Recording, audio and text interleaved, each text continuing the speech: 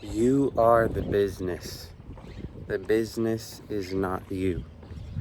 What I want to explain to you guys today is kind of an entire paradigm shift for your mindset of you being able to understand the reality of why your business is failing, or the reality of why your business is succeeding and flourishing. And the reality is, you are the business. The business is not you.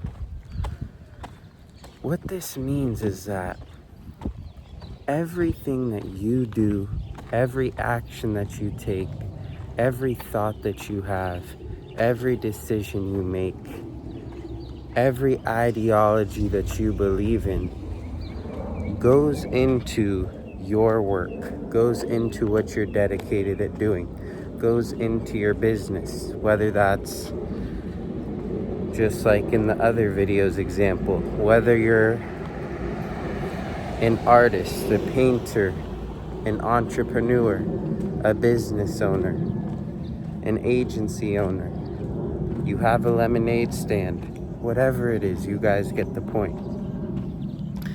You guys need to understand that you are the business. The business is not you. Any business works. I've explained this to you guys multiple times and over, and I'll explain to you guys why that is.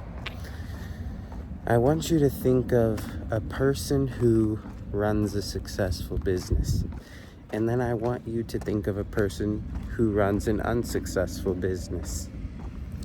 Now, what are the differences between those people's personalities? Well, one thing we know is that one is achieving and one is not achieving.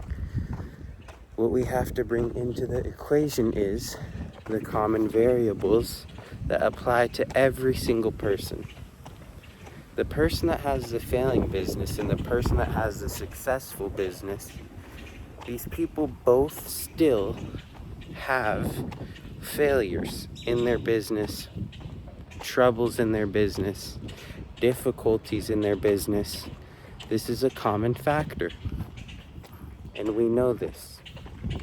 So, since we know that common factor, what could we analyze from that? What we can analyze is that the successful business owner finds a way to overcome the problem and solve it, and the unsuccessful business owner lets it sit, lets it stay, doesn't really worry too much about it, lets it go, or might not even be intelligent enough to solve the simplest thing. So they might just be dumb.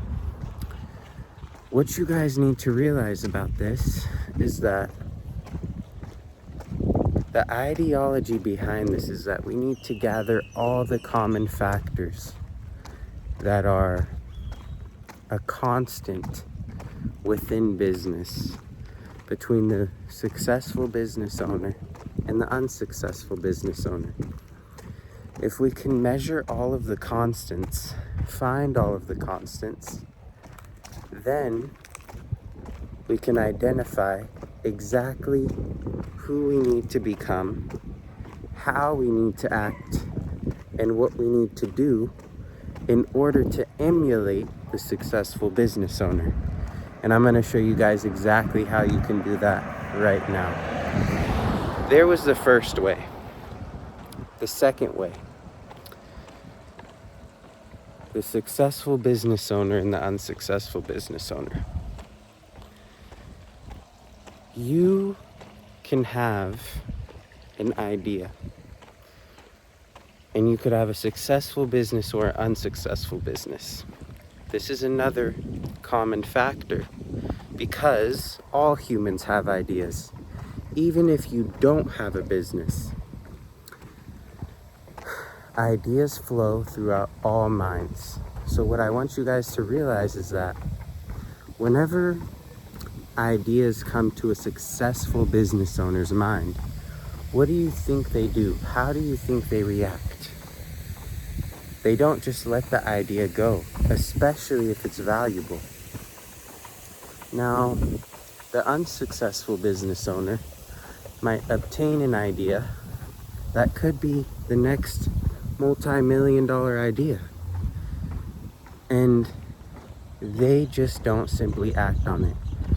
So what's another lesson that we could take away from this? The successful business owner always acts upon the correct ideas to some extent. The unsuccessful business owner does not act upon these ideas to any extent at all. And how do I know this? How do you know this? How is it that I'm just saying this and you could believe me? Well, it's a common factor. It's common knowledge.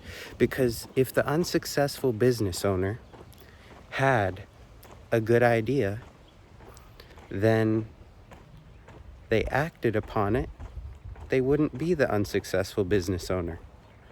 So now I want you to put yourself in the place of the unsuccessful business owner and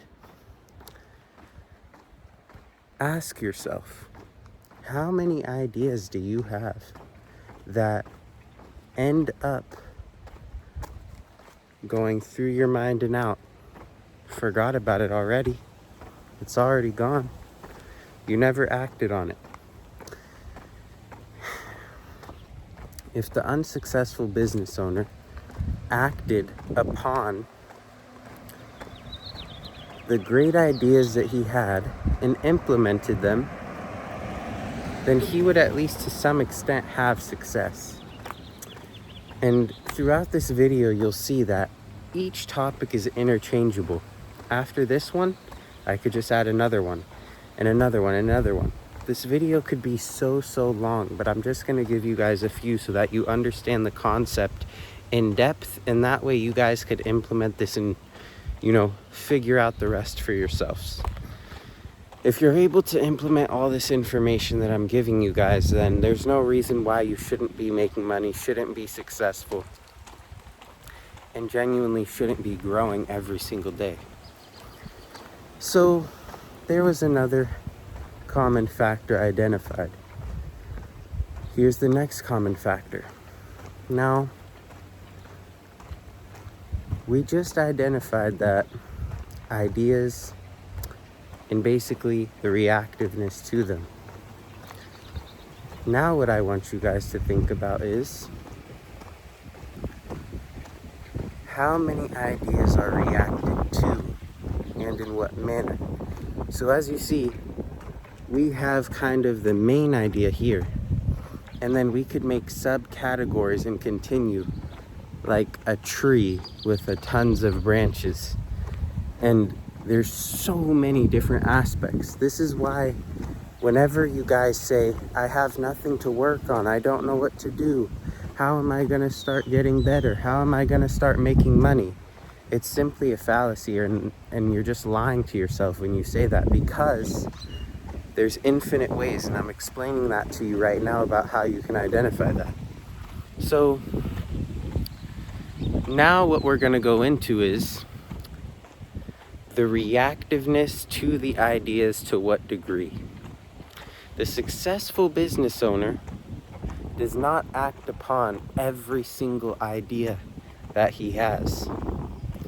The successful business owner decides the best idea. They try out the best idea that they believe. They implement as much action as possible, and then they see the result. They then measure the results and the actions to see if it's valuable enough.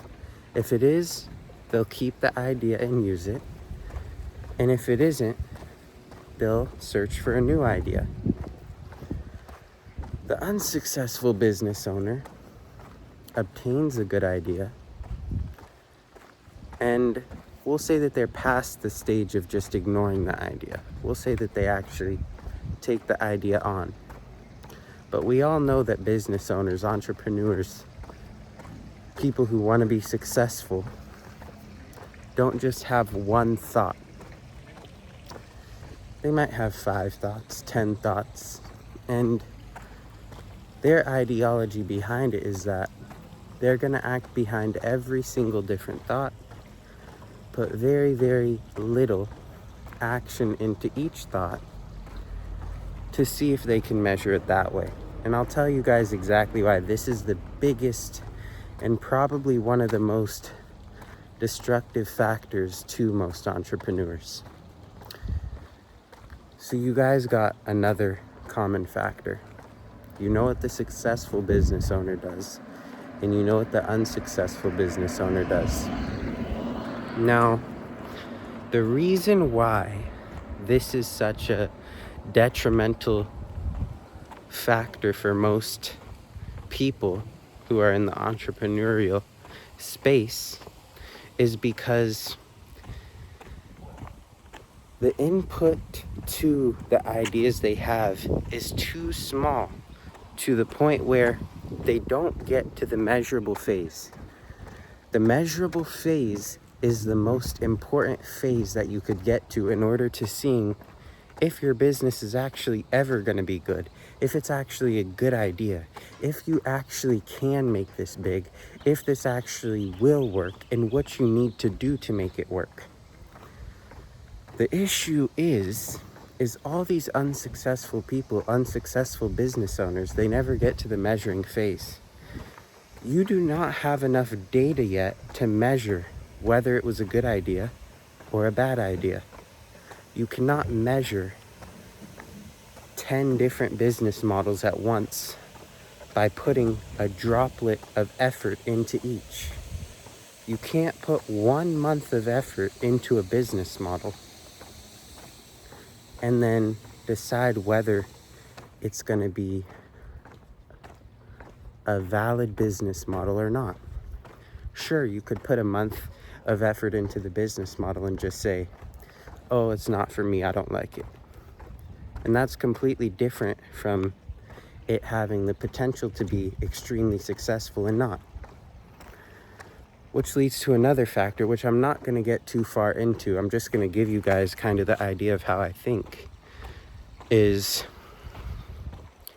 acting based off how you feel. Successful people, when they see a good opportunity, they don't say, oh, well, you know, I don't really like this one.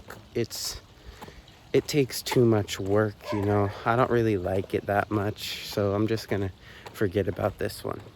And unsuccessful people do that. They simply just give up on it. They simply just say, oh, I don't feel too good about this. I'm kind of bored of it, so forget that one. Another factor explained. So, like I was saying before, you guys have to be able to get to the measurable phase. And the measurable phase is going to be exactly where you need to get to in order to see whether or not this business model will work, whether or not what you're doing now is enough to get it to that scale, to the scale you want to get it to, so on and so forth. So the key takeaways that I want you guys to get from this, we're at 13 minutes and almost 50 seconds. So the key takeaways that I want you guys to get from this is that you need to understand the common factors that there are within all entrepreneurs, business owners, so on and so forth. What are the common factors that are within every single human being in this field of work? Because if you have a piece of paper and can figure out every single different constant factor, and you're able to write kind of a yes or no, but put successful business owner and unsuccessful business owner for each constant factor, I want you guys to write it down, write successful business owner or unsuccessful business owner, and then circle which one you are. If in that writing on the piece of paper, you're a successful business owner, don't worry about that factor right now. Go back to it later on. But first, I want you guys to figure out how you can take all of the unsuccessful business owners to successful business owners, as in the ones that you circled for the factors. So once you're able to do this, eventually, if you truly commit yourself to this for every single common factor, you're gonna have successful business owner focused, circled. You're gonna have successful business owner circled. So it might not be easy. You're gonna have times where some go circled and then another one goes uncircled. Some get uncircled, so on and so forth. You get the point. Some are gonna be circled and then uncircled because your focus is gonna go to different places. And then at an even higher level in your business, what you could do is find the talent that you could circle successful business owner in, where it's no longer you measuring yourself. You're measuring other people and you're leveraging what you have, which could be money, which could be status, in order to get these people to fill the gaps that you need filled. Your main goal in this whole exercise or process is to have every single factor written down and have every single factor circled as successful business owner. And if you can do this, and if you could stick with it long enough, then there's no reason why you cannot win. And all of you guys can agree on me with this. I know that this is true. I know that this works. Like I always say, take my advice, don't take my advice. Watch my videos, don't watch my videos. It doesn't affect me. I'm not here to sell you guys anything at all. I'm just here to give you all the insights on the years that I've been in business and how I can help you guys. I hope that you guys understand this concept and don't just forget about it, because the people who truly do put this into play will see life-changing results. I'll see you guys in the next one. Thank you guys for watching.